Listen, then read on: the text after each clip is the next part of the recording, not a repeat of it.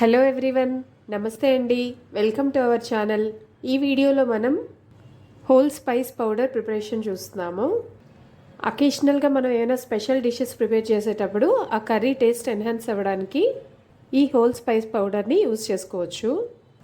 ఈ విధంగా masala powder store చేసుకున్నట్టయితే మనకు దగ్గర సంవత్సరం పాటు నిల్వ ఉంటుందండి.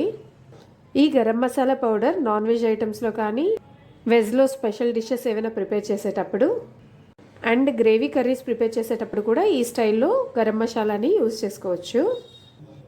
ఇప్పుడైతే ప్రిపరేషన్ ప్రాసెస్ చూద్దాం. ఈ గరం మసాలా ప్రిపరేషన్కి ఎలాచి 40 గ్రామ్స్ తీసుకుంటున్నామండి. Each packet 20 grams, so total 40 grams. అలానే లవంగా కూడా 40 గ్రామ్స్ తీసుకుంటున్నాము. నెక్స్ట్ జాపత్రి కూడా ఒక 40 గ్రామ్స్. అందులోనే ఫెనల్ సీడ్స్ 50 గ్రామ్స్ తీసుకోవాలండి. ఇది 100 గ్రామ్స్ ప్యాకెట్ కాబట్టి ఇందులో హాఫ్ తీసుకుంటున్నాం మనం, 50 గ్రామ్స్.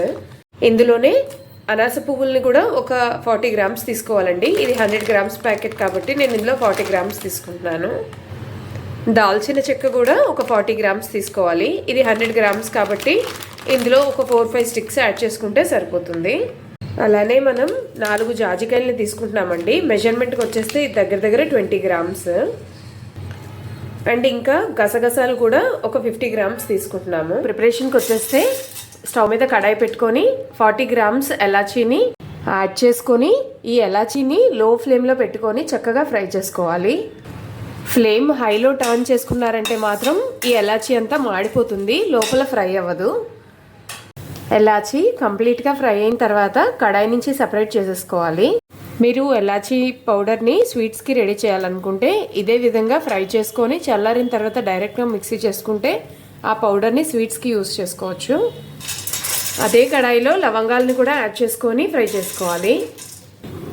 ఈ మసాలా ఇంగ్రీడియంట్స్ ఫ్రై చేసినంతసేపు కూడా ఖచ్చితంగా ఫ్లేమ్ని లోకే టర్న్ చేసుకోవాలి. లవంగాలు ఫ్రై చేసినప్పుడు కాస్త పొగలాగా వస్తుందండి, అంటే ఫ్రై అయిపోయినట్టు కాదు. మీరు వన్స్ లవంగాన్ని ఈ విధంగా బ్రేక్ చేస్తే క్రిస్పీగా బ్రేక్ అయితేనే ఫ్రై అయినట్టు.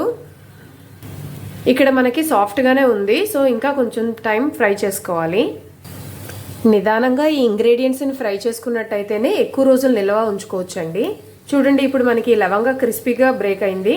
సో ఈ స్టేజ్లో లవంగాన్ని కడాయి నుంచి సపరేట్ చేసేయచ్చు. ఇదే విధంగా ఒక్కొక్క ఇంగ్రీడియంట్ని ఫ్రై చేసుకోవడానికి మనకి దగ్గర 10 to 15 మినిట్స్ పడుతుందండి.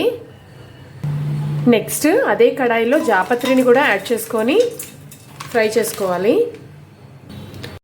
జాపత్రి లోపల నుంచి ఫ్రై అవ్వట్లేదు అన్నట్టు అనిపిస్తే మాత్రం ఈ విధంగా కొద్దిగా క్రష్ చేసుకుంటే సరిపోతుందండి.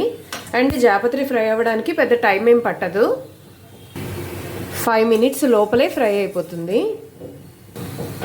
ఈ జాపత్రి కలర్ కొద్దిగా టర్న్ అయిన వెంటనే కడాయి నుంచి సపరేట్ చేసేసేయండి.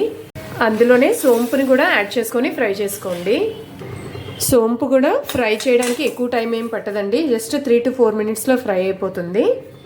ఈ సోంపు కొద్దిగా కలర్ చేంజ్ అవ్వగానే మనం కడాయి నుంచి సపరేట్ చేసేసేయచ్చు. ఈ అనాస పువ్వుల్ని కూడా కడాయిలో యాడ్ చేసుకునే ముందు ఈ విధంగా బ్రేక్ చేసుకొని యాడ్ చేసుకున్నట్టయితే మనకి త్వరగా ఫ్రై అవుతుంది. ప్యారలల్గా ఈ జాజికాయల్ని కూడా ఫస్ట్ ఈ విధంగా క్రష్ చేసుకొని ఫ్రై చేసుకోవాలి.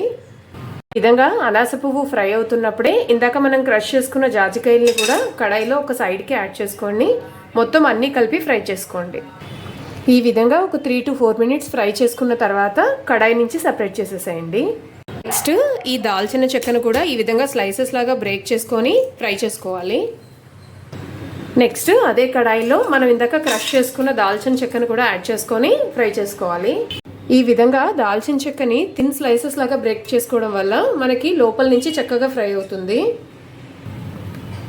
దాల్చిన చెక్క కూడా ఈ విధంగా కంప్లీట్గా ఫ్రై అయిన తర్వాత కడాయి నుంచి సపరేట్ చేసేసి స్టవ్ ఆఫ్ చేసేసేయండి. స్టవ్ ఆఫ్ చేసుకున్న తర్వాత మాత్రమే గసగసాలని కడాయిలో యాడ్ చేసుకోండి. ఆ కడాయి వేడికి గసగసాలు ఫ్రై అయిపోతాయి. ఇంగ్రీడియంట్స్ అన్నీ చల్లారిన తర్వాత 1 by 1 గ్రైండ్ చేసుకుంటే మన మసాలా పౌడర్ రెడీ అయిపోతుందండి. గ్రైండ్ చేసేటప్పుడు ఈ టైప్ ఆఫ్ టెక్స్చర్ వచ్చినట్టు గ్రైండ్ చేసుకుంటే సరిపోతుందండి. ఈ విధంగా రెడీ చేసుకున్న మసాలా పౌడర్ మనకి దగ్గర సంవత్సరం పాటు నిల్వ ఉంటుందండి. ఈ స్టైల్లో మసాలా పౌడర్ ప్రిపేర్ చేసుకున్నట్టయితే మన స్పెషల్ డిషెస్ ప్రిపేర్ చేసుకునేటప్పుడు కర్రీ టేస్ట్ అయితే ఎన్హాన్స్ అవుతుందండి. ఈ వీడియో కానీ మీకు నచ్చినట్టయితే please like and subscribe. Thank you for watching.